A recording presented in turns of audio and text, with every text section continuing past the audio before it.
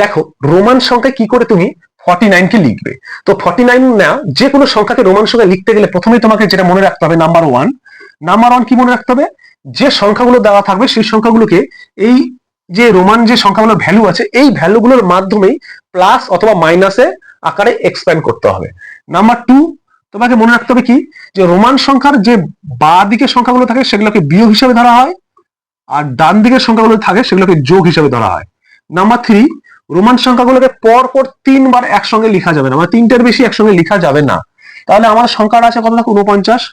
49কে আমি কার মাধ্যমে লিখবো, যদি 10-এর মাধ্যমে লিখি 10 + 10 + 10 5বার লিখতে হবে, কিন্তু আমি 3বারের বেশি লিখতে পারি না, সেই জন্য আমি কি লিখবো, সেটাকে 50 দিয়ে লিখবো। 50 মাইনাস কত হবে 10, 40, 40 + 9 50। এবার 50 মানে কি জানি এল। এবার -10 বলেছে, 10টা মাইনাস করতে হবে, তাহলে কোন দিকে থাকবে, এই যে বাঁ দিকে আসবে, বাঁ দিকে আসলে কি লিখবো এক্স, এটা মাইনাস হলো। এবার +9 বলেছে, তাহলে কি যাবে, ডান দিকে যাবে। +9 মানে কি, আমরা জানি ix, তাহলে 49 এটা রোমান সংখ্যায় কি হবে, এক্সেল ix। দেখো অপশনে কোথায় আছে উত্তরটা, অপশনে আছে, দেখো আমার উত্তর আছে এক্সেল ix, অপশন নাম্বার বি।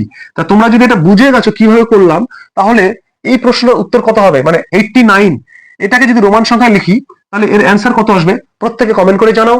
ভিডিওটি ভালো লাগলে বন্ধুদের সাথে শেয়ার করো, চ্যানেলে নতুন হলে অবশ্যই সাবস্ক্রাইব করে নিও। ধন্যবাদ।